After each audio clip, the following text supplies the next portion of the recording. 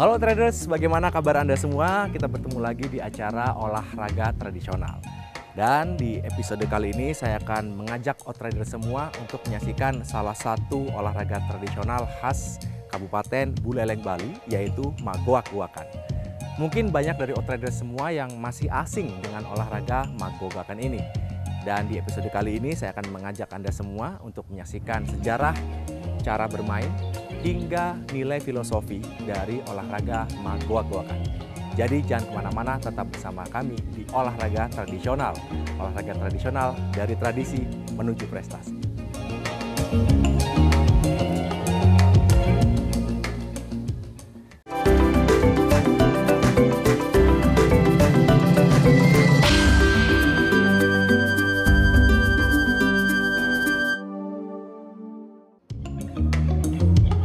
Outriders, di segmen yang pertama ini saya akan mengajak Anda semua untuk menyaksikan sejarah dari olahraga tradisional Magoak-goakan yang ada di Kabupaten Buleleng, Bali.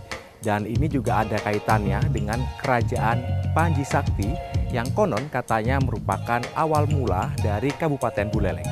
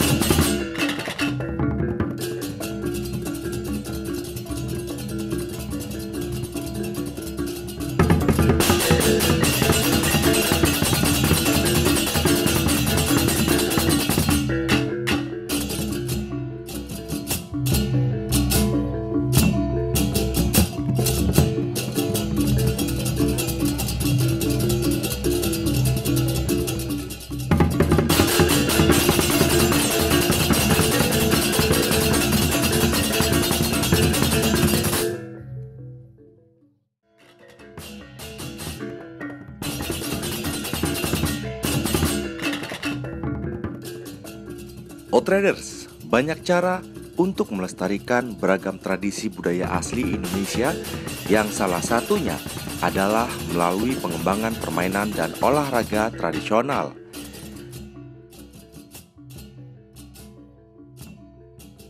Dari berbagai kekayaan tradisi luhur nan adiluhung tersebut, masyarakat di Desa Panji, Kabupaten Buleleng, Provinsi Bali dikenal sangat menjunjung tinggi tradisi daerah dan melestarikannya hingga saat ini.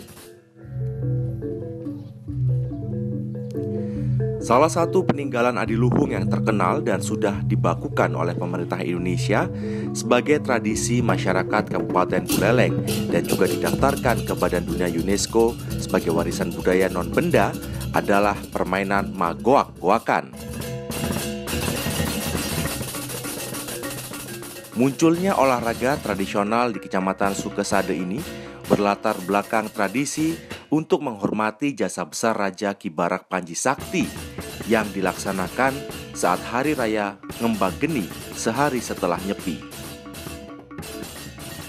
Kejadian tersebut terinspirasi dari aktivitas burung gagak yang dalam bahasa Balinya disebut goak, sedang mengincar mangsa dengan taktik serta nalurinya yang akhirnya berhasil menangkap buruannya.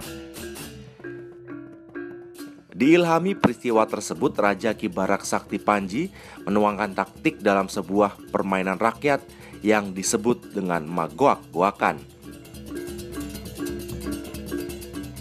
Menurut Gusti Putu Agus Saputrajaya selaku Ketua Umum Balagoak Desa Panji, taktik tersebut juga diimplementasikan untuk merekrut prajurit terbaik untuk menghadapi daerah Belambangan, wilayah Kerajaan Jagaraga, yang pada akhirnya peperangan tersebut dimenangkan oleh Raja Ki Barak Sakti Panji.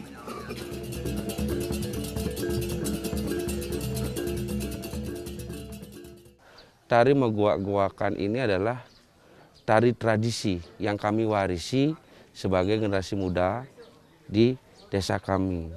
Jadi titik awalnya adalah cerita sedikit tentang sejarah.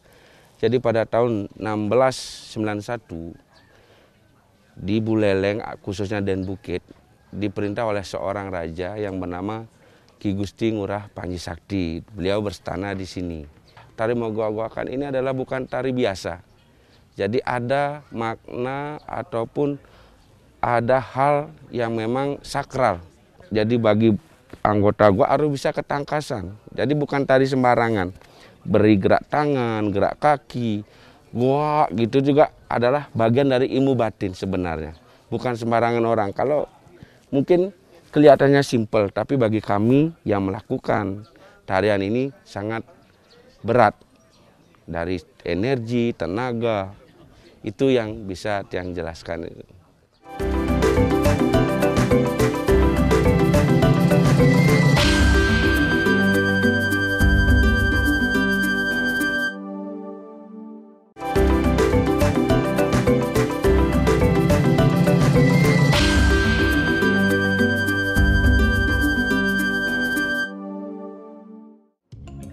Ya, Outriders, dalam permainan atau olahraga tradisional Magua-Guakan ini memerlukan banyak sekali instrumen-instrumen. Salah satunya adalah instrumen musik gamelan Bali seperti yang ada di belakang saya ini. Selanjutnya saya akan mengajak Anda semua untuk menyaksikan apa saja alat-alat permainan dan juga instrumen-instrumen permainan dalam olahraga tradisional Magua-Guakan.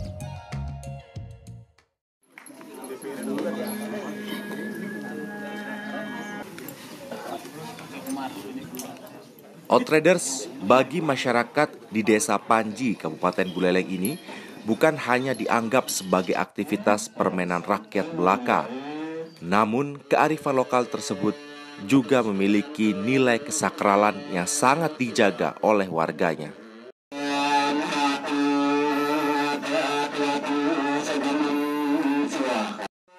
Maka tidaklah mengherankan perhelatan Magua-Guakan digelar hanya pada hari-hari tertentu, yaitu sehari setelah tradisi Nyepi di Bali.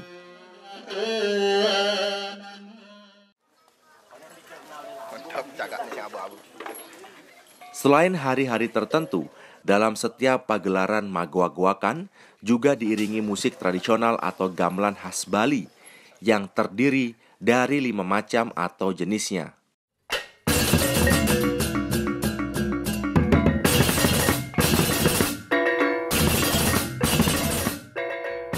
Kelima jenis alat musik tradisional yang disebut dengan belai ganjur tersebut adalah kendang,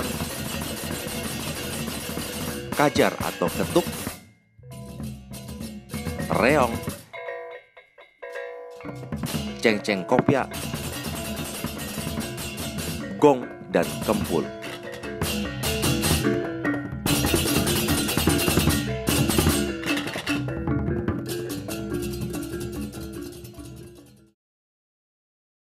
Jadi alat musik ini dinamakan alat musik bala ganjur.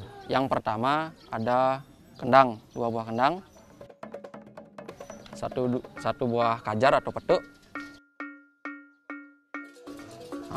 Selanjutnya ada susunan reong, ini reong namanya. Lalu cengceng kopyak. Dan yang terakhir gong dan kempul namanya. Jadi itulah susunan alat bala ganjur tersebut.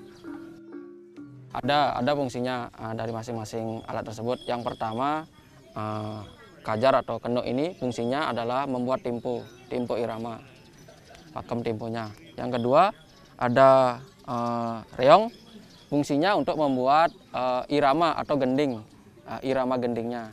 Terus yang ketiga ada kendang untuk membuat angsel namanya, pola tabuhnya, pokoknya angsel namanya ini. Terus yang terakhir yang ada cengceng kopyak untuk membuat gema agar terlihat lebih energik, membuat suara yang lebih besar dan energik. Yang terakhir ada gong untuk mengetahui pola tempo gamelannya. Jadi seperti itu. Kita komunitas ini berdiri 5 tahun yang lalu, Pak. Jadi 5 tahun yang lalu kita belajar dari dasar, dari awal, dari anak-anak sampai sekarang. Jadi seperti itu. Pertama tentunya yang sangat sulit dipelajari yaitu dasar pola tempo untuk menyelaraskan semua penabuh ini, Pak. Terus selanjutnya sesudah kita mengetahui, sudah kita bisa menguasai tempo tersebut, lalu kita membuat iringan. Nah, di iringan ini kita menyelaraskan lagi dengan pola tarian goak-goakan, ya, seperti itu.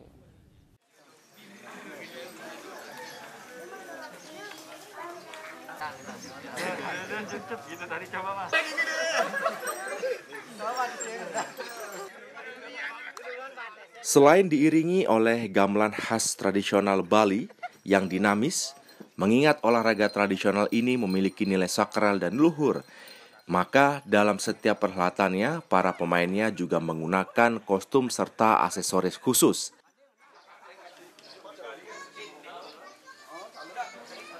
Beberapa macam kostum yang dikenakan tersebut adalah sarung dalam atau kamben dan saput atau sarung luar yang berwarna gelap yang menyimbolkan suasana mistis dan juga warna bulu burung gagak.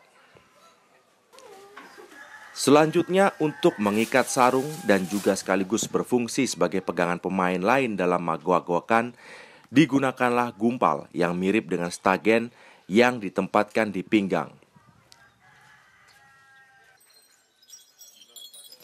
Aksesoris lainnya yang dipakai adalah gongseng atau lonceng di kaki untuk memberikan suasana meriah dalam setiap tarian yang dilakukan.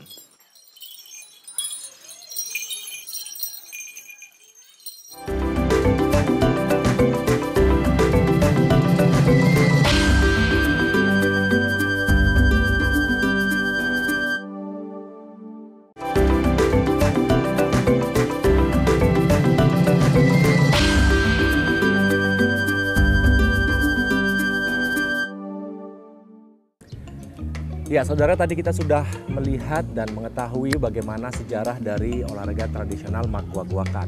Dan selanjutnya saya akan mengajak Anda semua untuk menyaksikan aturan bermain dari olahraga tradisional magua-goakan.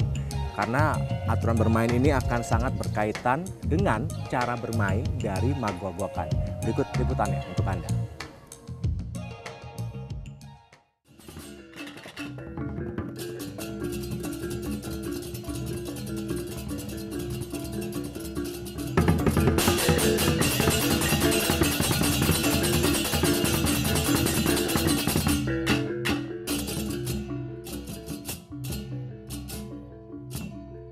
Prosesi dari permainan magua-goakan ini diawali dengan masuknya para prajurit ke istana untuk menghadap raja dan patihnya.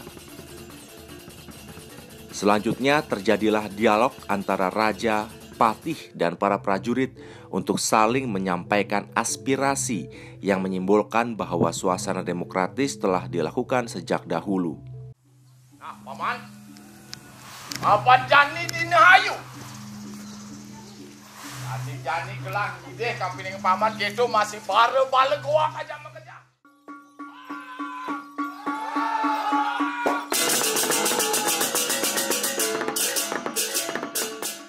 Secara sepintas, permainan magua-goakan ini adalah upaya raja dan patih untuk mencari prajurit terbaik yang diimplementasikan dengan cara mengejar atau menangkap pemain yang berada di belakang atau terlepas dari rombongan. Ada 3 jenis karakter yang tergambar dalam permainan ini dengan karakter dan fungsi tugas yang berbeda-beda, yaitu raja, patih, serta prajurit. Pertama kali kami generasi muda yang ada di Panji mengenal magua-goakan ya saat masih kecil kita sudah tahu permainan magua-goakan karena memang permainan ini sudah ada dulu bahkan sebelum kita lahir. Jadi ketika kita masih mengenal mulai sekolah dasar, mulai mengenal permainan, bermain dengan teman-teman, setiap hari raya Nyepi atau setelah hari raya Nyepi, biasanya di beberapa tempat di Desa Panji dilangsungkan permainan goak-goakan. Jadi awalnya yang mulanya kita hanya menonton, kakak-kakak kita, orang tua kita yang bermain goak-goakan, sampai akhirnya kita tumbuh lebih dewasa menjadi pelaku permainan goak-goakan ini. Jadi memang tanggung jawab kita sebagai generasi muda yang ada di Panji untuk menjaga apa yang telah diwariskan oleh generasi-generasi sebelumnya. Kalau permainan magua-goakan yang ada di desa Panji, memang kita bedakan menjadi 2. ada yang kita khususkan untuk bermain di lumpur, ada yang kita khususkan untuk seni pertunjukan seperti yang kita lakukan sekarang. Agar penonton tahu dasar mula bagaimana cerita Megowak-Gowakan, kita libatkan yang jadi raja selaku Ki Barak Panji Sakti, kemudian didampingi oleh 2 orang patih dan 40 pasukan. Itu yang nanti terlibat ke dalam suatu permainan Megowak-Gowakan. Giliran satu persatu sampai yang satu mendapatkan kacangnya meminta sesuatu kepada raja, misalnya meminta rumah, meminta uang, meminta senjata, semua diberikan oleh raja. Giliran saat raja menjadi gowak, rajanya meminta untuk menyerang Blangbangan. Permainan ini benar-benar memerlukan ketangkasan dan fisik yang stamina yang kuat, karena ketika bermain di area lapangan yang terbuka rawan kita terlempar. Jadi itu penting untuk tetap menjaga fokus mental agar tidak sampai terlempar. Itu yang pertama. Kemudian yang paling penting adalah niat yang tulus. Kita menjaga dengan tujuan ini melestarikan warisan yang telah diberikan kepada kami.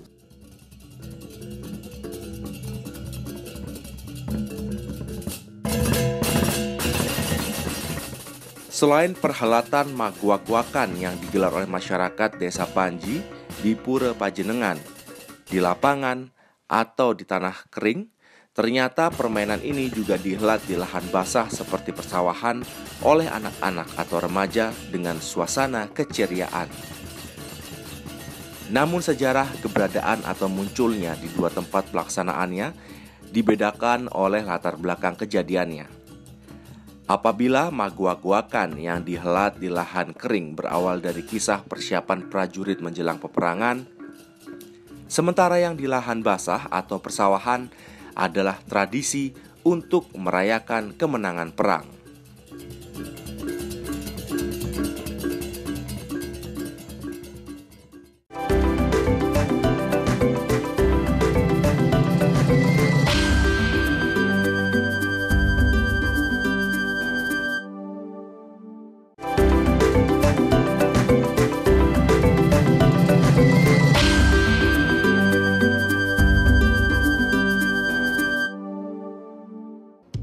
Outrider, setiap olahraga tradisional tentu punya nilai filosofi masing-masing yang akan sangat berpengaruh terhadap perilaku dan juga nilai-nilai luhur masyarakat yang ada di sekitar wilayah tersebut. Dan berikut adalah nilai filosofi dari olahraga tradisional Megowak-Gowakan.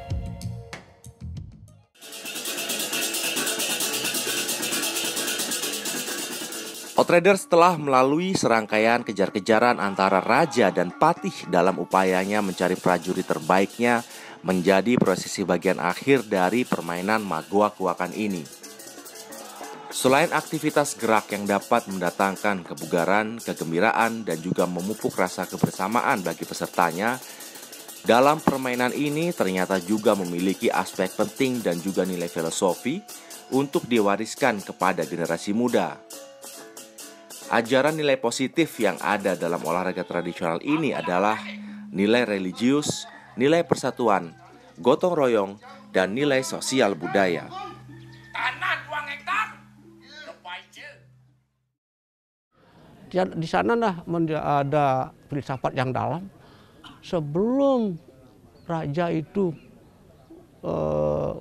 dapat ditaati perintahnya, berilah kesenangan dulu pada rakyat begitu. Jadi diwujudkan dalam tari Gowak-Gowakan itu. Nah, setelah tiba saatnya akan menggempur ke Blangbangan, nah seperti tadi dah, semua pasukannya dapat tugas menjadi itu. Jadi apa yang kamu inginkan saya dapat menangkap ekornya itu. Apapun yang diminta bagi yang dapat menangkap ekor mendapat hadiah. Gitu. Terakhir beliau minta. Bukan minta ini dan itu. Aku ingin supaya sekarang menggempur Blangbangan. Siap-siap. Itu intinya.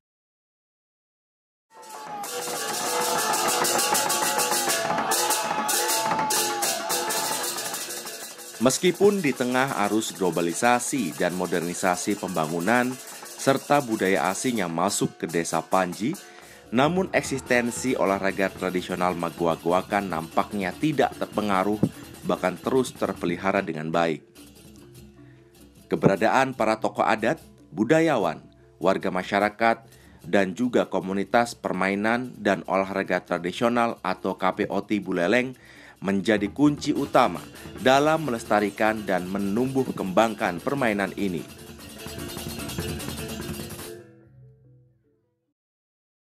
Melihat perkembangan berikutnya dalam nilai pelestarian itu tidak hanya dari masyarakat saja, tetapi harus ada stakeholder pemerintah untuk memperhatikan bagaimana permainan tradisional itu kembali dieksplor kembali untuk bagaimana menata permainan tradisional di kemudian hari.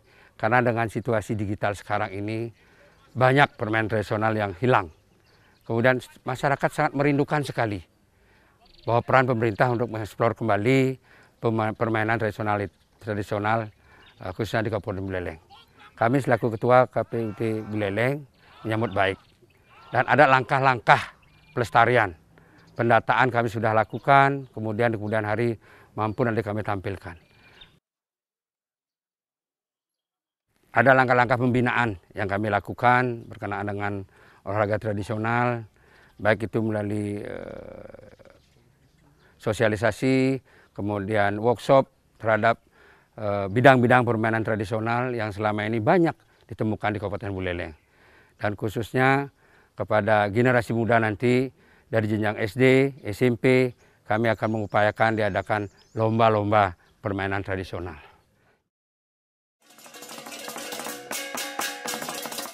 Dengan terlestarikannya olahraga tradisional magua-guakan oleh masyarakat Desa Panji, sepantasnya kita semua optimis bahwa salah satu warisan budaya adiluhung ini kian terkenal serta dapat menjadi komoditi wisata menarik bagi wisatawan domestik maupun mancanegara.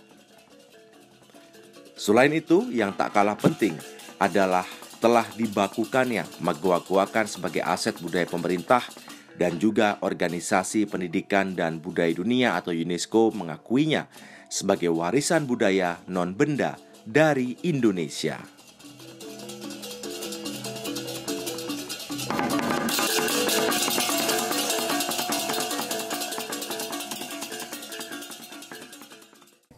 Kepok pelambangan nih.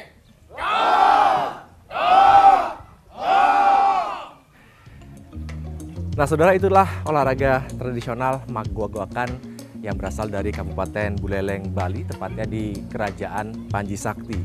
Sebuah olahraga tradisional yang memiliki nilai-nilai yang sangat suci dan sakral. Dan sudah menjadi tugas kita semua untuk sama-sama menjaga dan melestarikan agar olahraga tradisional seperti magua-guakan ini bisa terus dinikmati oleh generasi setelah kita.